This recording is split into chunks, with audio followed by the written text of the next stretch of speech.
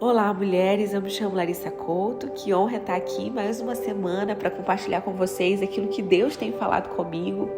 Eu tenho meditado alguns dias sobre o que compartilhar com vocês e o Senhor falou, fala aquilo que eu tenho tratado no seu coração nessas últimas semanas.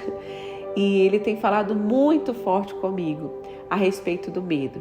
Ele me levou a meditar lá em 1 João 4,18, eu quero meditar junto com vocês hoje sobre isso, que diz, no amor não existe medo, antes o perfeito amor lança fora o medo. Ora, o medo produz tormento, logo aquele que teme não é aperfeiçoado no amor. Muitas vezes na minha história eu fui paralisada a respeito daquilo que Deus tinha para a minha vida, porque eu comecei a dar mais ouvido aos meus sentimentos, mais ouvido às vozes que me cercavam do que aquilo que Deus estava falando comigo. E uma das frases que eu ouvi na semana passada, que foi muito forte, é que medo é a fé no diabo. É a certeza de que aquilo que o diabo está falando é mais importante e tem mais poder do que aquilo que Deus está falando a meu respeito. Aquilo que o diabo está falando, eu começo a acreditar e tenho convicção de que vai acontecer. E aquilo que Deus falou, eu anulo. Eu falo, tá, pode até acontecer, mas eu acredito mais no que o diabo está falando. E aí a gente vive uma vida baseada no engano, um coração conectado a tudo aquilo que não produz vida, porque se não é verdade, não produz vida. Pelo contrário, nos aprisiona na mentira, nos aprisiona na ilusão, nos paralisa naquilo que não é, de fato, uma realidade e nos desconecta do nosso propósito. Nos desconecta daquilo que é o plano original do Senhor para nós, porque caminharmos na verdade é um chamado do Senhor para nós. E aqui eu quero diferenciar, porque nós, como seres humanos, naturalmente teremos medo, mas caminhar e construir uma vida a partir do medo nos impede de viver as realidades do Senhor, nos impede de acessarmos aquilo que Deus tem falado conosco. E eu posso te dizer que os seus medos e as suas justificativas para viver no medo podem até ser plausíveis, podem até ser reais, eu não duvido disso. Eu tenho plena convicção que os medos que têm regido a sua vida não são medos bobos e nem sem significado, mas eu quero te dizer que quem vive em justificativa jamais vai viver na promessa. Porque o fato que nos faz viver a promessa não é não sentirmos medo a respeito do caminho ou a respeito da própria promessa, mas é não permitirmos que o medo nos paralise. É entendermos que, ainda que eu tenha medo, eu caminho corajosamente na palavra do Senhor, porque eu tenho mais fé de que o Senhor é fiel e justo para cumprir aquilo que Ele me prometeu, do que qualquer seta de Satanás na minha mente, me fazendo duvidar do caráter do Senhor. A gente precisa entender aquilo que Deus nos chama a viver, que foge da nossa lógica, que foge do nosso controle, que foge daquilo que nós temos acesso e que nos leva a uma vida de dependência. E uma vida de dependência, para um ser humano que gosta de ter o controle, inevitavelmente vai nos levar a lugares de desconforto. Mas eu não posso deixar de acessar simplesmente porque eu tenho medo. Eu preciso entender que o chamado do Senhor para os filhos do Senhor é andarmos a partir do amor que lança fora todo medo. Não quer dizer que na jornada não encontraremos medo, mas ao encontrarmos, nos lançaremos ainda mais profundamente no amor, que automaticamente aniquilará, jogará fora todo o medo. E a gente precisa se lembrar que o medo, ele produz tormento no nosso coração. Aquele que vive atormentado, ele vive longe daquilo que o Senhor tem para nós, porque o Senhor tem planos de paz e não de mal, para dar o fim que nós desejamos.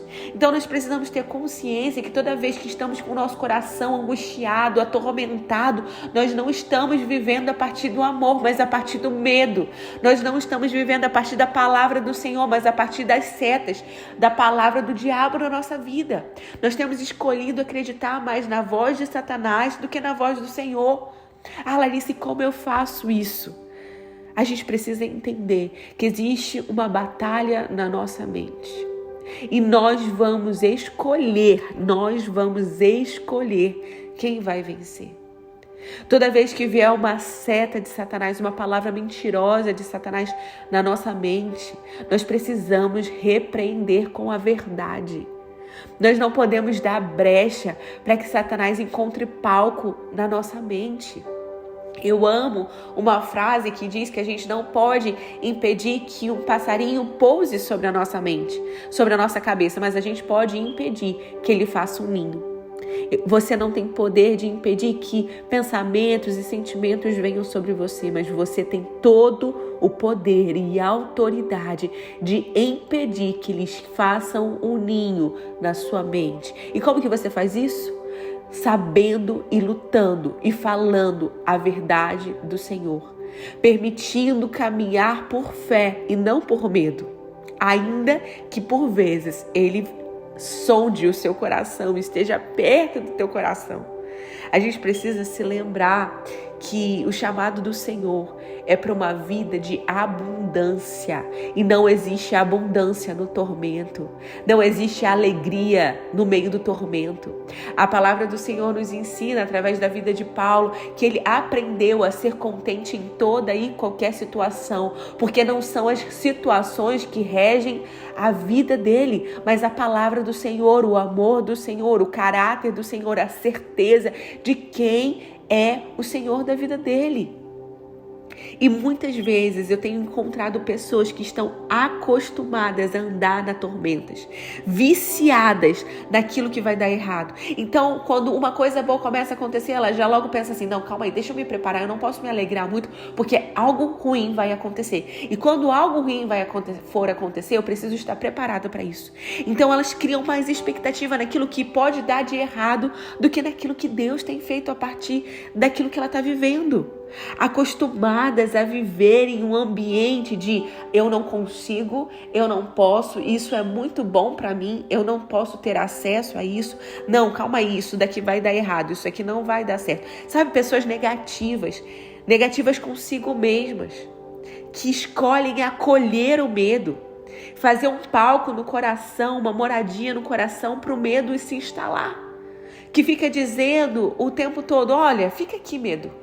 Eu me sinto confortável com você aqui.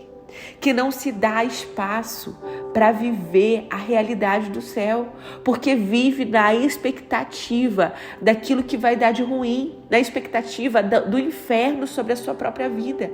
E se esquecem da palavra do Senhor, que diz que Deus é soberano sobre todas as coisas e que todas as coisas cooperam para o bem daqueles que amam ao Deus, daqueles que foram chamados segundo o seu propósito. E qual é o propósito do Senhor? Cristo aperfeiçoado em nós. Minha filha, eu preciso que você entenda que quando você é chamada, quando você é filha de Deus, nada acontece na sua vida para o seu mal. Ainda que momentaneamente a nossa mente, vivendo ali naquela situação, a gente não tenha a consciência e o entendimento de que aquilo vai trazer algum bem para nós, nós podemos ter convicção que Deus está agindo em nosso favor. Eu amo aquele trecho da vida de José, quando José passa por tudo que aconteceu, tudo que ele passou, tanta rejeição, abandono da família, dúvida, crítica da família, viveu vários momentos de crise na jornada dele, mas tudo isso cooperou para que ele chegasse no lugar que Deus disse que ele chegaria. E quando ele chega nesse lugar e ele se encontra com os irmãos, que foram o pontapé para que ele vivesse tudo aquilo que ele viveu de ruim, inclusive de bom, ele vira para os irmãos e fala assim, olha, vocês tentaram o mal contra mim, mas Deus o tempo inteiro intentou para o bem. Aquilo que eles fizeram de mal para José não tiveram poder maligno sobre a vida de José. Por quê? Porque José era escolhido, protegido, e quem governava a vida de José não eram as situações, não eram as pessoas, era a própria mão do Senhor que transformava tudo aquilo que, ainda que tenha sido feito de forma intencional para o mal, Deus usou tudo aquilo de forma intencional para o bem. Então, quando nós temos consciência dessa palavra, quando nós temos consciência do caráter do Senhor, quando nós temos consciência da nossa identidade de filha, nós não precisamos andar a partir do medo, nós não precisamos andar na expectativa do que vai dar errado, porque na vida do crente, ainda quando dá errado aos nossos olhos, sempre vai dar certo, porque sempre é para o nosso bem. E o nosso bem não é o bem que nós idealizamos, mas é o bem eterno, o bem que não se finda no aqui e no agora, ou numa expectativa de bondade e de graça e de prosperidade terrena, mas de uma prosperidade eterna. O chamado do Senhor para os filhos de Deus é para construírem uma vida que olha fixamente para a eternidade e que não se perde desse olhar. Porque toda vez que eu me perco desse olhar, a minha expectativa de sucesso, de alegria, a minha expectativa do que é bom se torna corruptível ao meu coração enganoso. Mas toda vez que meus olhos estão fixos em quem Deus é, no chamado do Senhor para a eternidade, eu consigo entender que ainda que eu não entenda, existe bondade, existe fidelidade. Eu preciso te lembrar que a bondade e a fidelidade nos seguirão. A gente não precisa correr atrás, elas nos seguirão.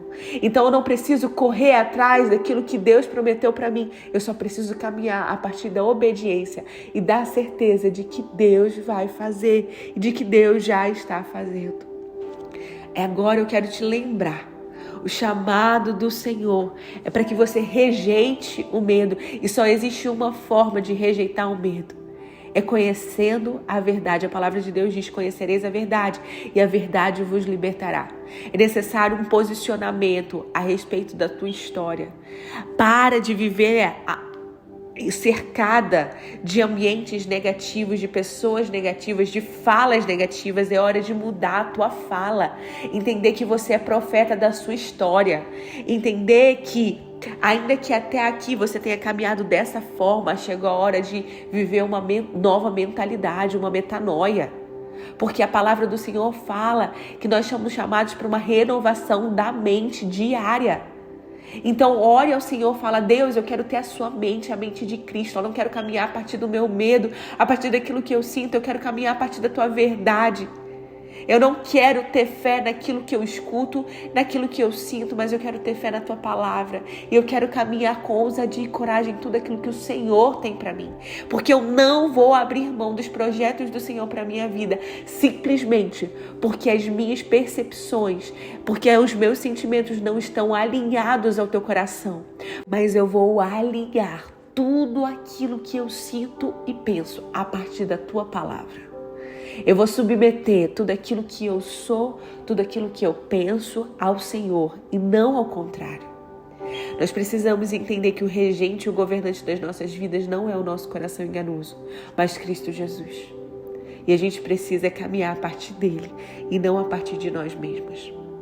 Que em nome de Jesus você ore ao Senhor, entendendo que o chamado do Senhor é para que você ande a partir do perfeito amor, entendendo que é a partir desse lugar que seremos aperfeiçoadas e que acessaremos tudo aquilo que o Senhor tem para nós.